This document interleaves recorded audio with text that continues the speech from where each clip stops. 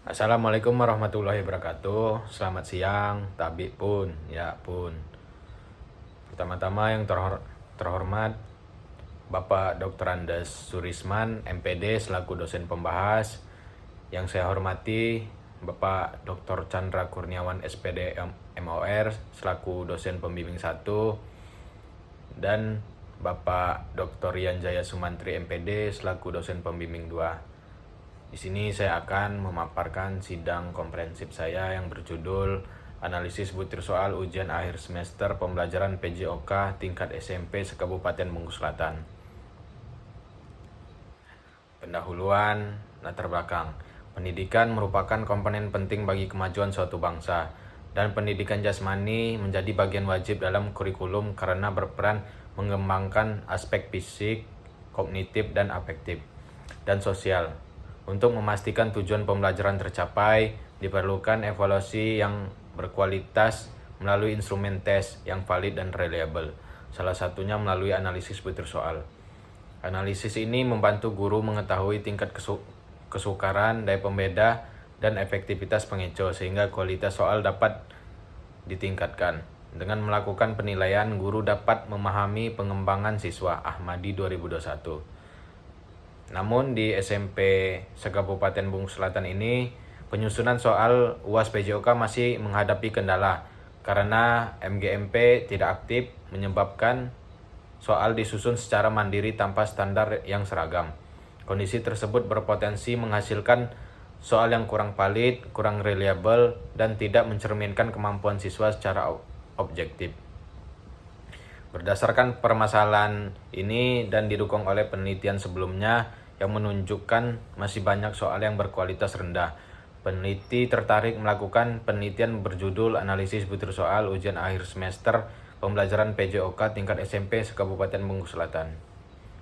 Selanjutnya, identifikasi masalah. Yang pertama, evaluasi hasil belajar belum optimal karena kualitas instrumen UAS PJOK belum teruji dengan baik. Yang kedua, penyusunan soal UAS di SMP Sekabupaten Bengkulu Selatan dilakukan secara mandiri oleh masing-masing sekolah tanpa adanya standar baku. Yang ketiga, MGMP PJOK di Kabupaten Bengkulu Selatan tidak aktif sehingga tidak ada forum resmi untuk menelaah, menguji, dan memperbaiki kualitas soal.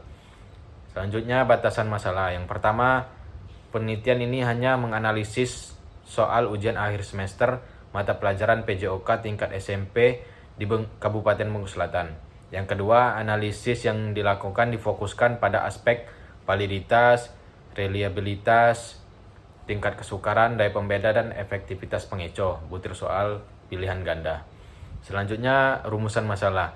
Yang pertama, bagaimana validitas butir soal UAS PJOK tingkat SMP Sekabupaten Bengkulu Selatan. Yang kedua, bagaimana reliabilitas butir soal UAS PJOK tingkat SMP Sekabupaten Bengkulu Selatan. Yang ketiga, bagaimana tingkat kesukaran butir soal UAS PJOK tingkat SMP Sekabupaten Bengkulu Selatan. Yang keempat, bagaimana daya pembeda butir soal UAS PJOK tingkat SMP Sekabupaten Bengkulu Selatan. Yang kelima, bagaimana efektivitas pengeco pada butir soal UAS PJOK tingkat SMP Sekabupaten Bengkulu Selatan. Selanjutnya ada tujuan penelitian. Yang pertama, mengetahui validitas butir soal UAS PJOK tingkat SMP Sekabupaten Bengkulu Selatan. Yang kedua, mengetahui reliabilitas butir soal UAS PJOK tingkat SMP Sekabupaten Bengkulu Selatan. Yang ketiga, mengetahui tingkat kesukaran butir soal UAS PJOK tingkat SMP Sekabupaten Bengkulu Selatan. Yang keempat, mengetahui daya pembeda butir soal UAS PJOK tingkat SMP Sekabupaten Bengkulu Selatan. Yang kelima, mengetahui efektivitas pengeco butir soal UAS PJOK tingkat SMP Sekabupaten Bengkulu Selatan. Selanjutnya ada manfaat penelitian, manfaat teoritis, menambah wawasan keilmuan mengenai evaluasi pembelajaran khususnya dalam bidang analisis butir soal, memberikan kontribusi terhadap pengembangan teori evaluasi pembelajaran PJOK di tingkat SMP. Manfaat praktis. Yang pertama, bagi guru PJOK memberikan informasi mengenai kualitas soal yang telah dibuat sehingga dapat dijadikan bahan perbaikan dalam menyusun soal berikutnya. Yang kedua, bagi sekolah menjadi dasar evaluasi dalam meningkatkan mutu pembelajaran dan penilaian hasil belajar siswa. Yang ketiga, bagi MGMP PJOK memberikan masukan untuk mengaktifkan kembali peran MGMP dalam mengembangkan dan menstandarkan instrumen penilaian. Selanjutnya ada tinjauan pustaka. Pembelajaran pendidikan jasmani. Pembelajaran pendidikan jasmani adalah pembelajaran yang memanfaatkan aktivitas fisik di dalam proses pembelajarannya, baik dalam hal fisik, mental, dan serta emosional. Pembelajaran pendidikan jasmani atau aktivitas fisik yang ada pada pembelajaran PJOK mengacu pada Permendikbud nomor 56 tahun 2022, yaitu alokasi pelajaran adalah 2 JP, yang mana 1 JP adalah 45 menit. Haris dan Maksum 2023. Selanjutnya analisis butir soal.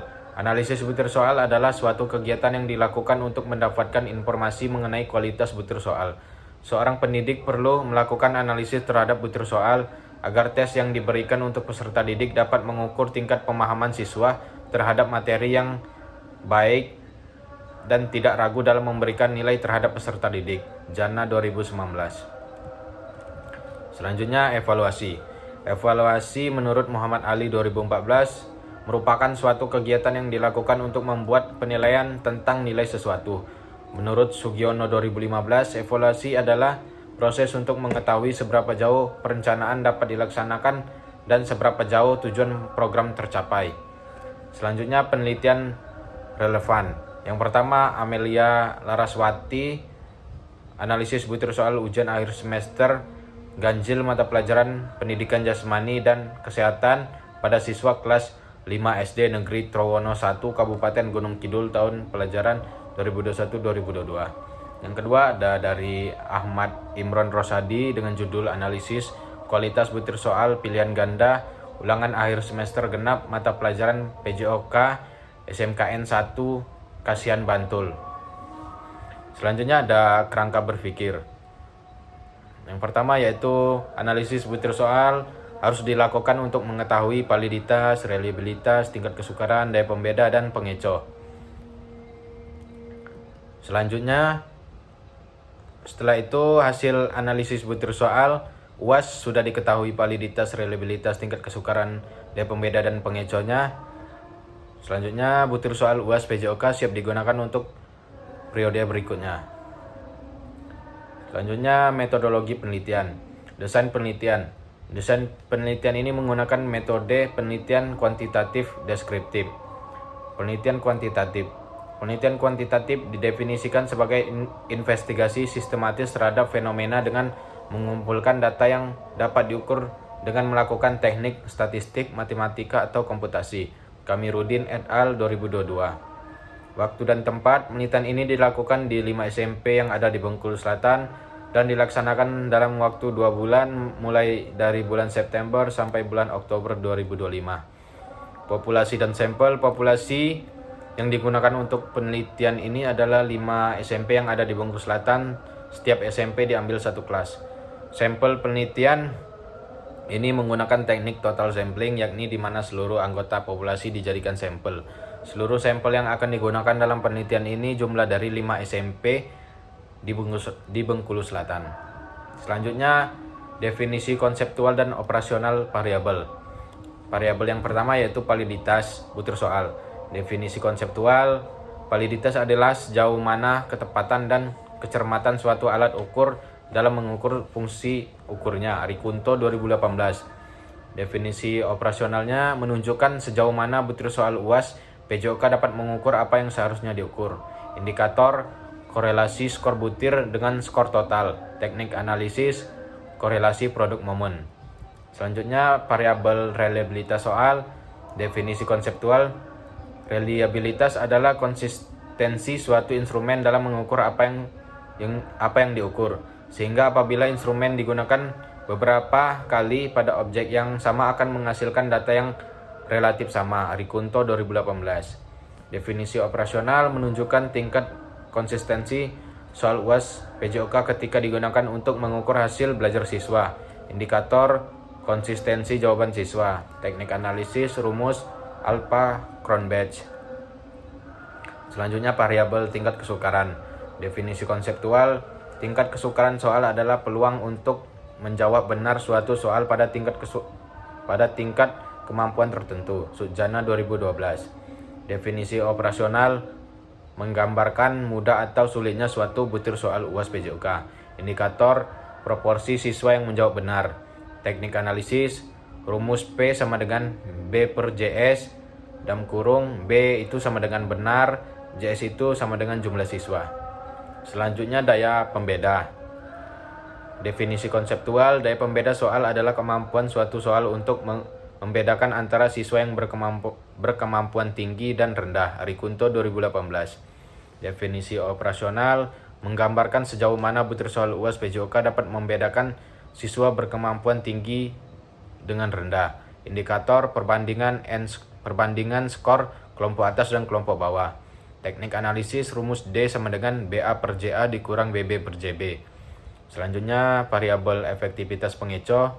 Definisi konseptual, pengeco adalah alternatif jawaban yang berfungsi untuk mengetahui siswa yang tidak menguasai materi. Anas Sudijono 2011. Definisi operasional menggambarkan apakah pilihan jawaban selain kunci benar digunakan secara proporsional oleh siswa. Indikator sebaran pemilihan opsi jawaban salah. Teknik analisis distribusi pemilihan opsi jawaban.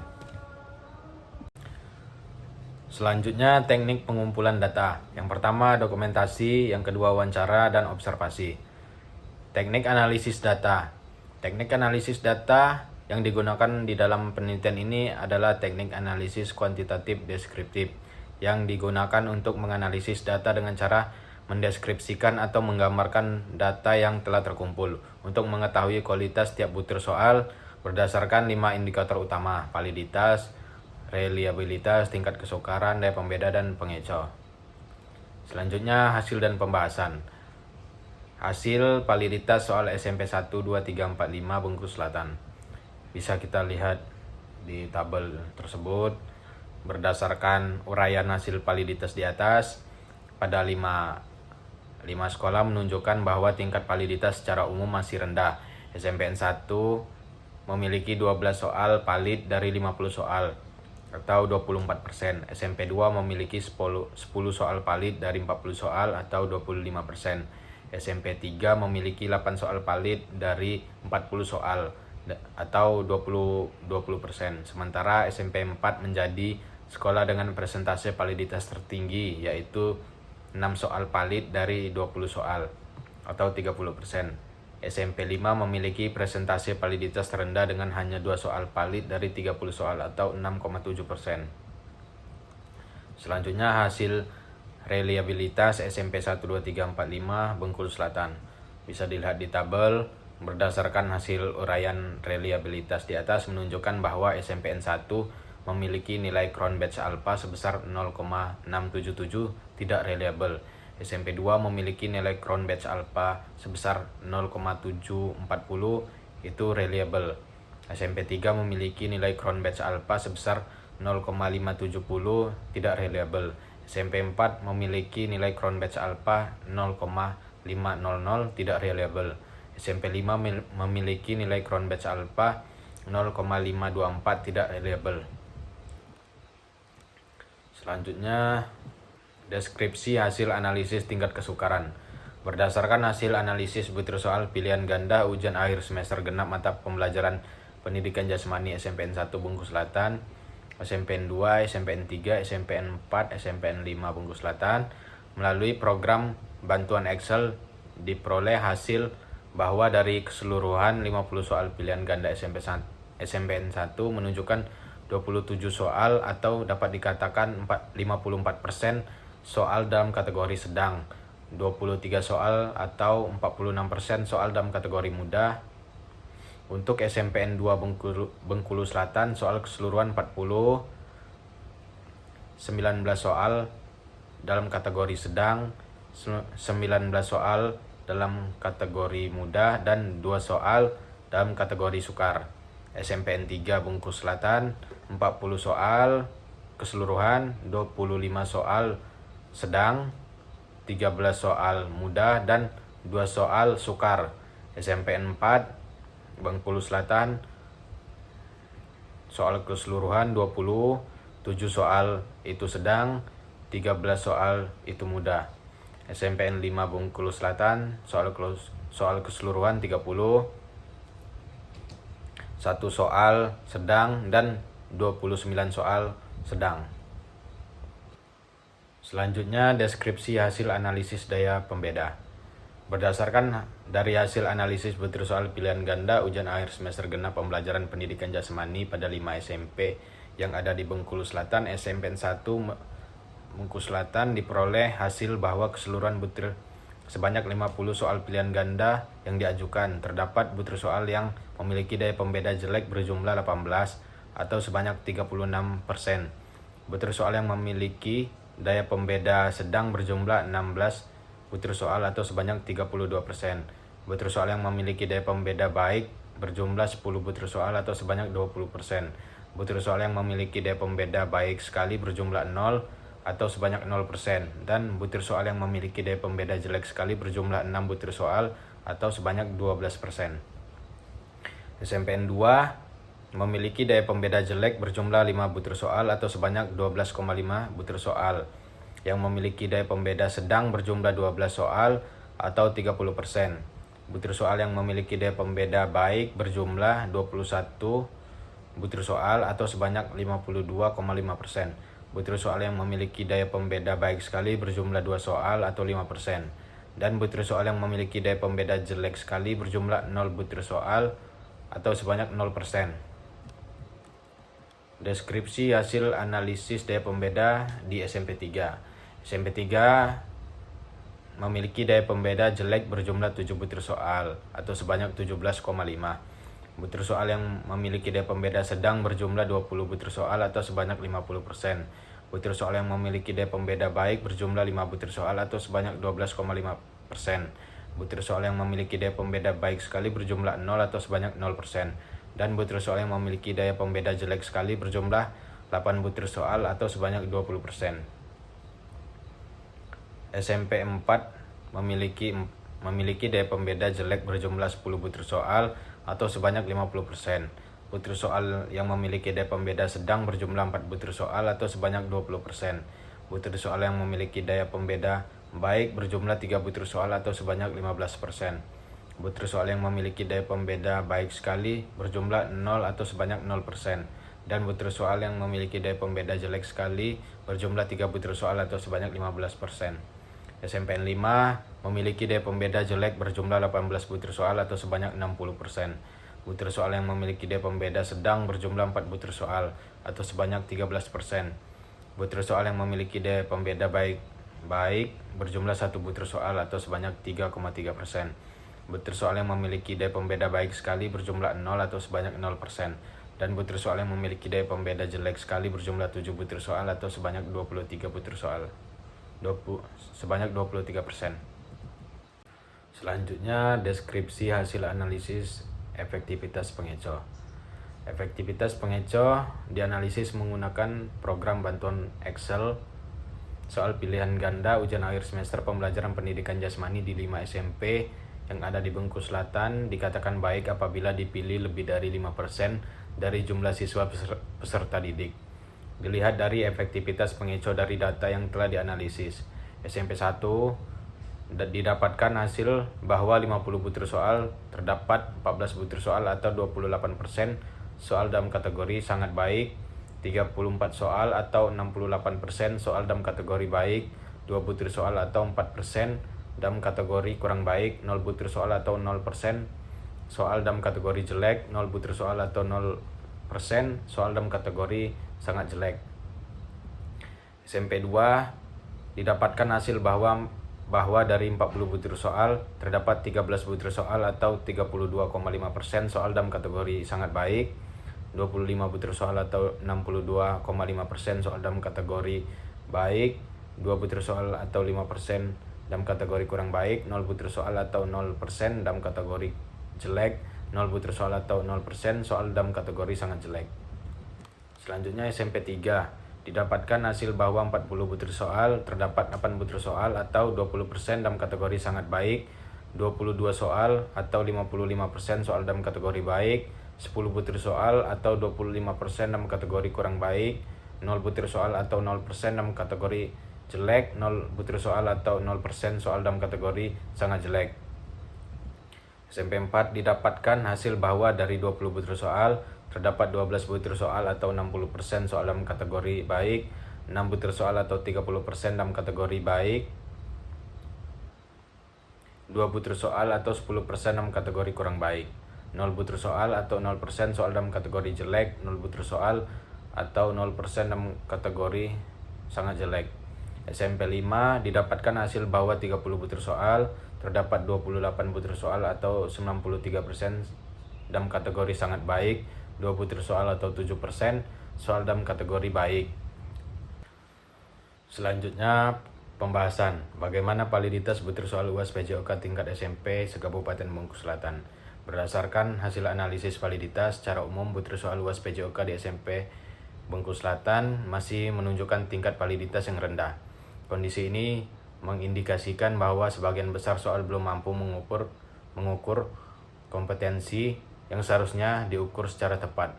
Rendahnya validitas butir soal diduga disebabkan oleh kurangnya kesesuaian antara indikator pembelajaran dengan materi yang diujikan, serta penyusunan soal yang belum sepenuhnya mengacu pada kisi-kisi yang sistematis. Selain itu, proses penelaahan soal sebelum digunakan masih terbatas dan belum melibatkan forum seperti MGMP PJOK untuk mengatasi permasalahan tersebut. Guru PJOK perlu meningkatkan ketelitian dalam menyusun soal dengan berpedoman pada indikator dan tujuan pembelajaran. Kegiatan validitas soal melalui diskusi MGMP atau uji coba soal sebelum digunakan secara luas atau perlu dilakukan agar kualitas butir soal dapat ditingkatkan. Selanjutnya, bagaimana reliabilitas butir soal UAS PJOK tingkat SMP se-Kabupaten Bengkulu Selatan. Hasil analisis reliabilitas menunjukkan bahwa konsistensi instrumen soal UAS PJOK antar sekolah masih belum merata. Hal ini menandakan bahwa stabilitas hasil pengukuran belum sepenuhnya terjamin.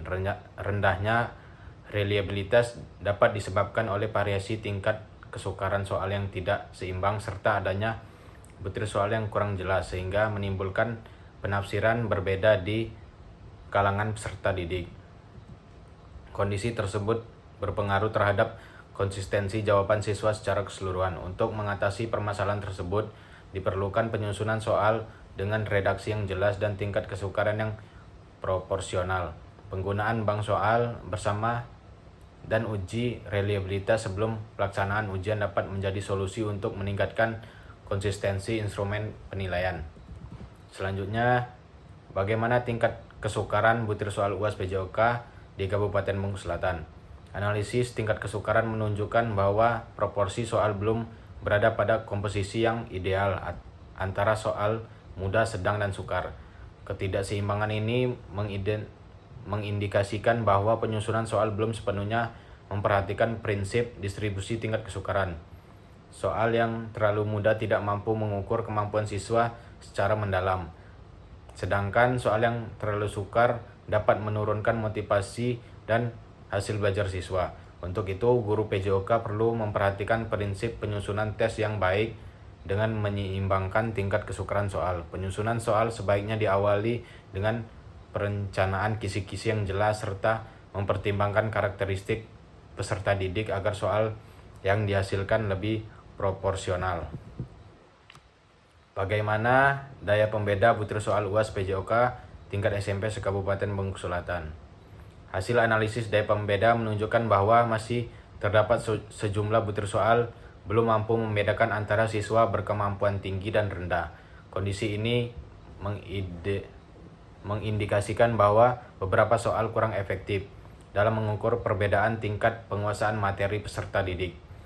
Hal tersebut dapat terjadi karena soal bersifat terlalu umum, memiliki tingkat kesukaran yang tidak sesuai, atau pengeco yang kurang berfungsi dengan baik. Upaya perbaikan dapat dilakukan dengan merevisi atau mengganti butir soal yang memiliki daya pembeda rendah. Soal perlu dirancang lebih kontekstual dan menuntut pemahaman sehingga mampu mengidentifikasi perbedaan kemampuan siswa secara lebih akurat. Selanjutnya, Bagaimana efektivitas pengeco pada butir soal UAS PJOK tingkat SMP se-Kabupaten Bengkulu Selatan? Analisis efektivitas pengeco menunjukkan bahwa masih terdapat pilihan jawaban yang belum berfungsi secara optimal. Pengeco yang tidak berfungsi menandakan bahwa alternatif jawaban kurang menarik bagi siswa yang belum menguasai materi. Hal ini dapat disebabkan oleh pengeco yang terlalu mudah ditebak atau tidak logis dibandingkan dengan kunci jawaban. Oleh karena itu, penyusunan pengeco perlu dirancang lebih cermat dengan mempertimbangkan kesalahan umum yang sering dilakukan siswa. Pengeco yang baik akan meningkatkan kualitas soal dan membantu membedakan siswa yang memahami materi dengan yang belum. Selanjutnya, pembahasan secara umum. Berdasarkan hasil analisis keseluruhan, kualitas butir soal pada SMP 1 hingga SMP 5 masih tergolong rendah. Terlihat dari rendahnya validitas soal di semua sekolah, reliabilitas yang hanya terpenuhi pada SMP 2, serta ketidakseimbangan pada tingkat kesukaran yang menyebabkan soal tidak mampu mengukur kemampuan siswa secara menyeluruh. Daya pembeda soal juga menunjukkan kelemahan signifikan, terutama pada SMP 4 dan 5, yang didominasi soal dengan kategori jelek hingga negatif, sehingga soal gagal membedakan kemampuan siswa tinggi dan rendah. Selain itu, efektivitas pengeco masih lemah di sebagian sekolah, khususnya SMP 3, 4, dan 5, karena banyak opsi jawaban yang tidak berfungsi sebagai pengeco efektif. Secara umum, temuan ini menegaskan bahwa penyusunan butir soal masih belum memenuhi standar kualitas evaluasi yang baik dan memerlukan perbaikan menyeluruh pada aspek validitas, reliabilitas, tingkat kesukaran, daya pembeda, dan efektivitas pengeco. Kesimpulan dan saran. Kesimpulan. Berdasarkan hasil analisis butir soal ujian akhir semester mata pelajaran PJOK tingkat SMP se-Kabupaten Bengkulu Selatan, dapat disimpulkan bahwa secara keseluruhan kualitas soal masih perlu ditingkatkan. Sebagian besar butir soal belum memenuhi kriteria validitas yang baik dan memiliki tingkat reliabilitas yang masih sedang hingga rendah. Komposisi tingkat kesukaran soal belum proporsional dengan dominasi soal kategori sedang, sementara daya pembeda dan efektivitas pengeco masih rendah sehingga belum mampu membedakan kemampuan siswa secara optimal. Oleh karena itu, diperlukan perbaikan dalam penyusunan dan penelaahan soal agar instrumen evaluasi dapat digunakan secara lebih akurat, objektif, dan sesuai dengan tujuan pembelajaran PJOK. Saran bagi guru PJOK, guru disarankan untuk melakukan analisis butir soal secara berkala setelah pelaksanaan ujian agar dapat memperbaiki soal yang tidak valid, memiliki daya pembeda rendah, atau pengeco yang tidak berfungsi. Guru juga perlu menyusun soal dengan memperhatikan aspek kognitif sesuai indikator pembelajaran. Bagi MGMP PJOK Kabupaten Bengkulu Selatan, MGMP perlu diaktifkan kembali sebagai forum diskusi dan kolaborasi antara guru PJOK untuk menyusun dan menelaah soal bersama. Melalui MGMP dapat dibuat bank soal terstandar yang diuji secara valid dan reliable sehingga mutu penilaian antara sekolah lebih seragam. Bagi peneliti selanjutnya, diharapkan penelitian serupa dapat dilakukan dengan cakupan sekolah yang lebih luas dan menggunakan software analisis yang lebih komprehensif agar hasilnya lebih akurat dan dapat dibandingkan antar wilayah. Terima kasih atas perhatiannya. Itu saja yang bisa saya paparkan pada sidang komprehensif kali ini. Terima kasih. Assalamualaikum warahmatullahi wabarakatuh.